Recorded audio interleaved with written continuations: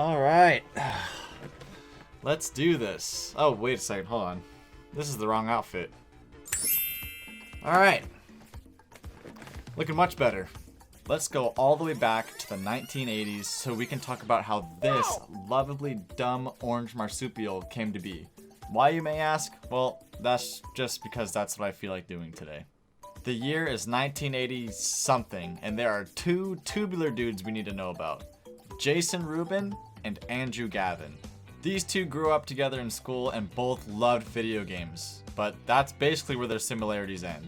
Jason was an extremely rebellious kid, while Andrew was a way more of like a shy, super chilled out dude. Although he was a super smart, chilled out dude, and we'll get back to that later, I promise. Now, Jason wasn't just your average angsty teenager that thought about busting out a kickflip in front of a Walmart's no skating zone with every fiber of his being. No, this guy was the type of guy to get in so much trouble in class that he would get locked up in a closet and climb up through the ceiling panels just to spit on his bald professor's head. That's a true story. Go ask him yourself. Now you may be asking, Clockwork, what does this have to do with Crash Bandicoot? Well, let me tell you. In 1984, these two goofy goobers would go on to make the most beloved video game studio we know today as Jam Software, Jason and Andy's Magic.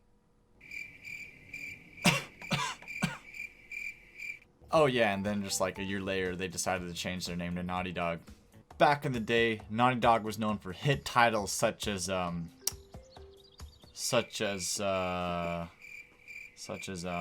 1 second here. Such as Dream Zone, Keith the Thief, Rings of Power, and Way of the Warrior. Now, you can make fun of their older titles all you want, but it ended up landing them a publishing deal with Universal Interactive Studios through Mark Cerny. You know, that one guy with the really soothing ASMR voice that gave like that hour-long lecture on the computer science behind the PS5? Oh yeah, and he's basically the guy who created Knack. Anyways, in 1994, Universal Interactive Studios decided they wanted to move Naughty Dog from Boston all the way over to Los Angeles. And it was on this cross-country road trip that Naughty Dog decided on two things. One, they wanted it to be an action platformer game, and two, they wanted the game to be entirely in 3D. Now, at the time, fully 3D platformer games were nearly non-existent, so Naughty Dog had to conceptualize what a 3D platformer game would look like and how it would work, basically from scratch. Now, how they went about doing this is actually amazing. So they took a 2D game as reference, and the game they took was Sonic the Hedgehog. You know, just about the one singular coolest game of the 90s. They took that game, that 2D game, and they took the camera and they rotated it 90 degrees. And since rotating the camera 90 degrees would put the camera behind Sonic, they decided to nickname the game the Sonic's Ass Game. There is no better early working title for a game than Sonic's Ass. While we all may poke fun at the name like the immature children we all are, the actual concept of Sonic's Ass is brilliant. This concept made the level design of the game to be a lot more narrow. Jason Rubin said, "This made the 3D movement to be less about moving left and right and more about moving in and out." By having the 3D level design be a lot more narrow, they were able to cram a lot more detail into Sonic's Ass game. Other 3D games at the time had much wider open fields, but because of this, they weren't able to fit in as much detail. Just look how much detail Naughty Dog was able to fit into their levels because it was so much more narrow. What also really helped Naughty Dog was that they never designed their levels in a complete straight line. This helped give the feeling that these levels were real and organic. But the real reason they never designed their levels in a complete straight line was so you couldn't see the real-time rendering that was going on in the game. Have you ever played a game and you were able just to see the real-time rendering of the level like right in front of you? This is like totally breaking my immersion, dude. Well, with Sonic's Ass Game, the rendering would always be right around the corner where you couldn't see it. With Naughty Dog's revolutionary 3D action platformer technology in place, all they needed left to do was create an iconic character. And for me to finally stop saying Sonic's ass. So far, it's been pretty apparent that Naughty Dog was inspired by many aspects of Sonic the Hedgehog. Naughty Dog really liked the approach Sega took with turning an uncommon animal and turning it into their mascot. So, in response, Naughty Dog bought a book on Tasmanian mammals, and they eventually landed on who we know today as Willy the Wombat. Hold on a second, wait, what? Yes, the marketing team at Universal Interactive Studios was dead set on having their character named Willy the Wombat, or like Wuzzles the Wombat, Wuzzy the Wombat, something along those lines.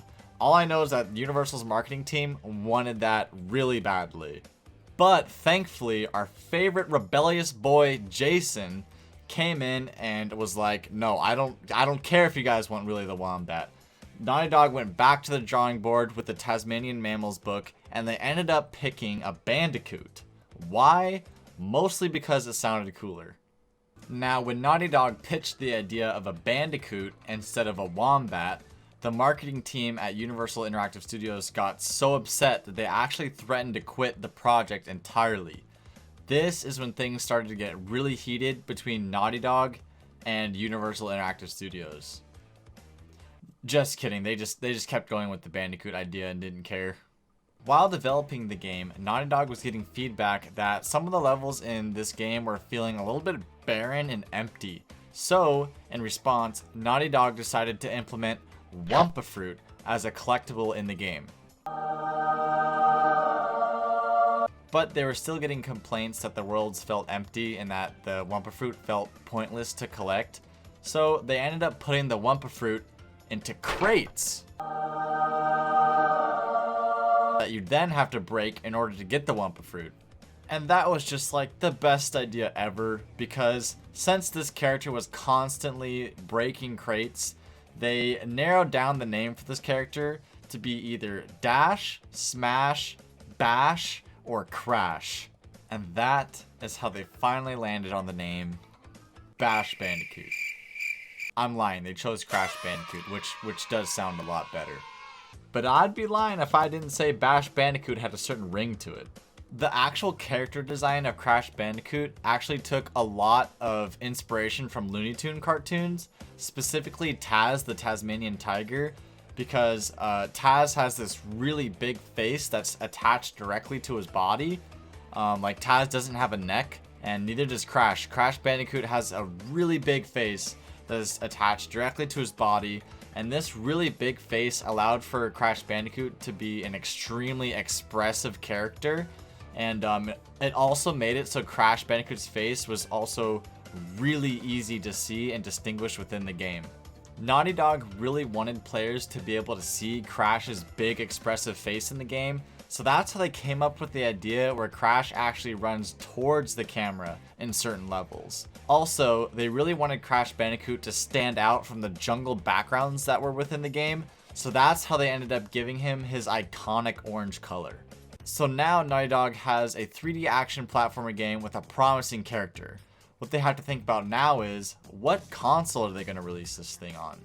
3D consoles at the time, like the Sega 32X, the Sega Saturn, the 3DO, and the Jaguar, weren't really doing well at the time. But there was this new 3D console coming out called the Sony PlayStation. Not only was Naughty Dog interested in the upcoming PlayStation because it was a very powerful and capable 3D system, they were also interested in the PlayStation because Sony didn't really have a mascot for the PlayStation. Naughty Dog knew that if they released Crash Bandicoot on a Nintendo system, Crash Bandicoot would just be second to Mario. And then if they released Crash on a Sega system, Crash Bandicoot would just be second to Sonic. But making Crash Bandicoot an exclusive to Sony's upcoming PlayStation console retroactively made him the face of PlayStation. And turning Crash Bandicoot into the face of PlayStation is exactly how they marketed their game too. I remember they had these commercials where there was this dude dressed up in this huge Crash Bandicoot mascot costume that would just sit outside of Nintendo's headquarters and yell at them. boy, Mustache Man, your worst nightmare has arrived. Pack up your stuff. And then in Japan, they just made this crazy dance to market the game. シャキシャキシャキシェキシェキシェキゴーゴーダンスうわー半回転 Don't you just love that for them? And when it was finally time for Crash Bandicoot to crash onto the Sony PlayStation in September of 1996, it was a huge success. It was such a success that Naughty Dog went and made a full-blown sequel, Crash Bandicoot Cortex Strikes Back, only a year later in 1997. And then Crash Bandicoot 2 Cortex Strikes Back ended up being so successful, they made another full-blown sequel the very next year, Crash Bandicoot Warped, in 1998. By 1998, the Crash Bandicoot franchise had sold over 5 million copies. Thanks to the revolutionary 3D technology Naughty Dog put into the original Crash game, and Crash Bandicoot's very expressive character design inspired by Looney Tunes cartoons, Crash quickly took his seat up there with the big boys. With Nintendo and Sega having their own mascots on their own systems, Crash Bandicoot ended up fitting in perfectly on the original PlayStation and retroactively became the face of PlayStation. This made Crash Bandicoot the killer app to have for the PlayStation. And that, ladies and gentlemen, is how Crash Bandicoot became an instant classic.